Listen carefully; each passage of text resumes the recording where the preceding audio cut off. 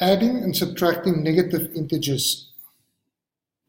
When I look at A, or I look at each one of these, I see that there's a bit of a problem. I have two signs next to each other. Now when I have two signs next to each other, my mind doesn't cope with that. It looks a bit weird. So what I'm going to do is I'm going to take this as a multiplication.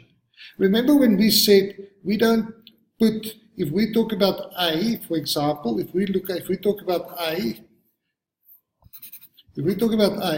there's actually a 1 in front because we don't put it there.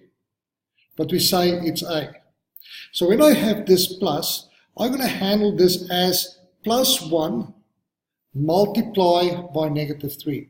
So whenever I see two signs next to each other, I'm going to use my multiplication and my division rule to do this. So I'm going to place I'm going to say 10, and I have this as an extra step.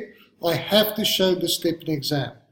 What I'm going to do now is I'm going to say a positive times a negative, two different signs, so it becomes negative 3. And I'm just going to do a normal addition and subtraction problem. 10 take away 3 equals 7. If you need a timeline to look at that, this is how the timeline would look like. That's 0. I start at positive 10, and then I go negative direction 3, 1, 2, 3, which takes me to 7. I'm not going to do this method anymore. I want you to get training without, or practice without the number line. In the second question, I have two signs next to each other, a positive and a negative. I don't like it, so I'm going to see it as a multiplication. I'm going to say negative 3 stays there. A positive times a negative, two different signs, is a negative. 5, positive times a negative is negative 5.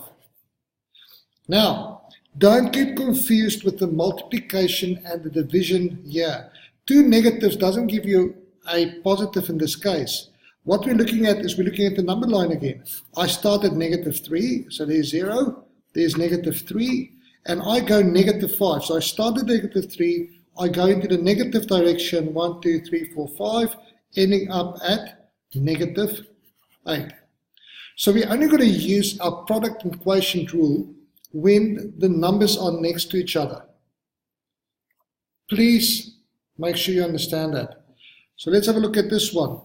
4 stays there. I have two signs next to each other. Both signs are negative. So two same signs, negative and a negative, gives us a positive. So it's plus 2.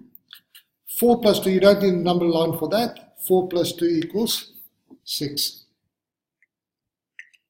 Alright, there's so many signs there, it will scare just about anybody except the 8s. Of course, now you can do this.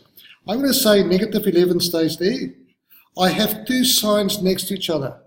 A negative and a negative gives us a positive, so it becomes positive 6 plus 6.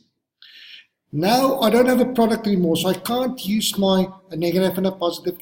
Doesn't matter. This is like a number line. I'm starting at negative 11, and I'm going to go into the positive direction, 6. So I'm going to get closer to 0, which means it will go to negative 5. Minus 10, negative 8, 9, 8, 7, 6, 5. So my answer is negative 5.